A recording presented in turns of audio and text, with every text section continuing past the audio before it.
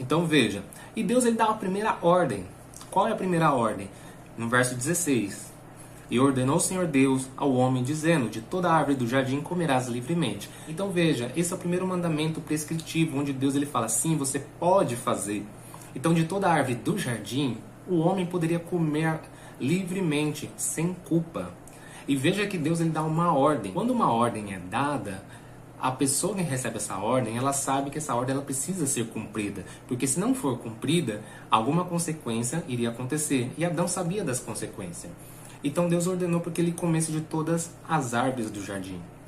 Mas uma das árvores que estava no jardim, Deus ele proíbe o homem de comer, que é a árvore do conhecimento do bem e do mal. Vamos ver no verso 17. Olha o texto. Mas da árvore do conhecimento do bem e do mal, dela não comerás, porque no dia em que dela comeres, certamente morrerás. Então veja, de uma das árvores, Deus tinha dado um mandamento proibitivo para o homem não fazer, que é a árvore do conhecimento do bem e do mal, ok? E Deus ele também vai falar a consequência da desobediência, do que aconteceria se o homem desobedecesse a Deus. E qual que é a consequência? Está na parte B do verso 17, que diz, no dia que dela comeres, certamente morrerás. Então veja que Deus está dizendo, Adão, no dia que você comer dessa árvore, eu não vou te matar, mas certamente você vai morrer. Então veja que Deus ele não falou que ia matar, mas Adão iria morrer. E quando Eva e Adão estão no jardim, eles são tentados a comerem, né, da árvore proibida. Quando eles tomaram do fruto e comeram, a Bíblia vai dizer que os olhos deles foram abertos e perceberam que estavam nus. Mas aqui tem um ponto de interrogação. Por quê? Porque aqui no verso 17, Deus vai dizer que no dia em que dela comeres, certamente morrerás. Quando eles comeram, morreram? Responda para mim. Quando Adão e a Eva comeram do fruto proibido, morreram? Depende de qual ângulo que você olha. Porque o homem, ele é composto por 3 elementos. O homem, o ser humano, ele é composto por espírito, alma e corpo.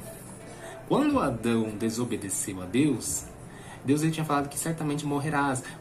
Mas Adão tinha entendido por um outro ângulo. Porque quando ele comeu do fruto proibido, ele percebeu que os olhos dele estavam abertos e percebeu também que estavam vivos. Porém, a Bíblia vai dizer, lá em João 4:24, que Deus é Espírito. Então, tudo começa no mundo espiritual, para depois chegar no mundo terreno. Porque o que rege a terra são os céus. Vou falar de novo. O que governa a terra, não é a terra que governa os céus, é os céus que governam a terra. Então, quando Deus ele falou, Adão, no dia que comeres do fruto proibido, certamente morrerás.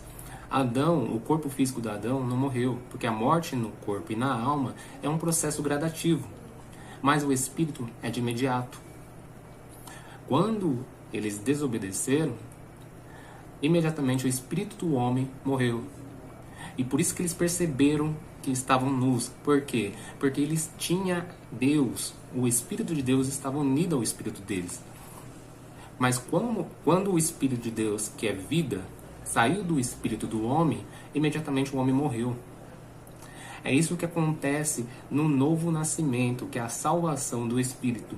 Quando aceitamos e recebemos o Espírito de Deus, né, ao aceitar que Jesus é o nosso Salvador, e veio ao mundo morrer por nossos pecados, nós recebemos o Espírito Santo de Deus no nosso espírito que estava morto, então passamos da morte para a vida. E agora o nosso espírito que estava morto habita a vida de Deus em nós. Quem está entendendo?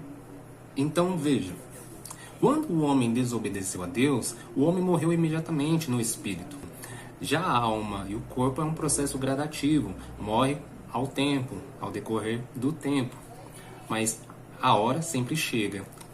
Então, o homem, ele foi desvinculado. A comunhão que ele tinha com Deus no início, né? O homem era perfeito, tinha a comunhão com Deus todos os dias. A Bíblia vai dizer que Deus ele visitava o homem todo o fim da tarde para ter um relacionamento, né, com o homem.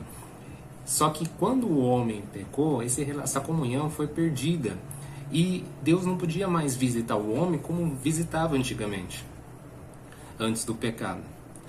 Então Deus ele precisou enviar a sua palavra, que é Cristo. Então, quando o homem vê Deus chegando, ele ouve a sua voz no jardim. Vamos ver na Bíblia. Abre em Gênesis capítulo de número 3.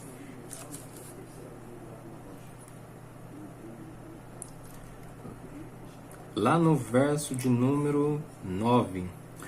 Perdão, verso 8.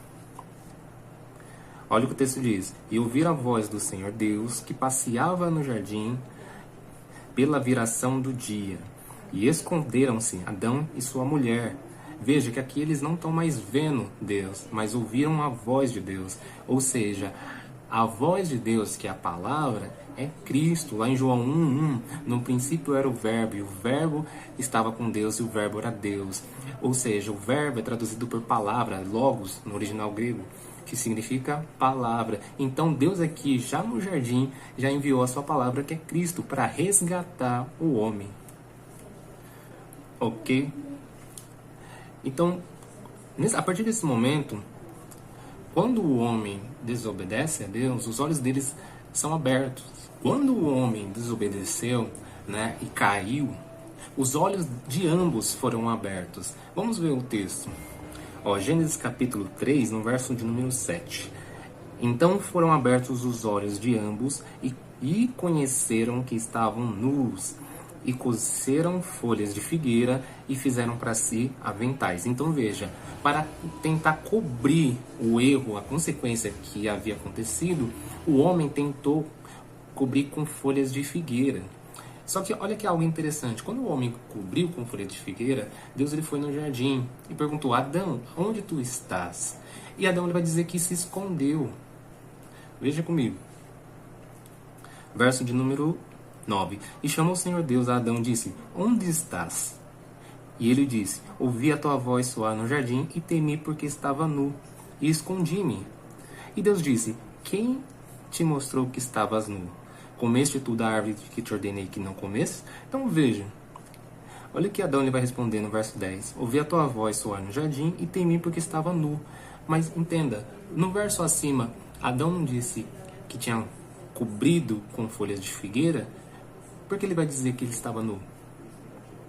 Porque entenda uma coisa, todo o pecado, o homem ele consegue esconder do homem, mas nunca de Deus.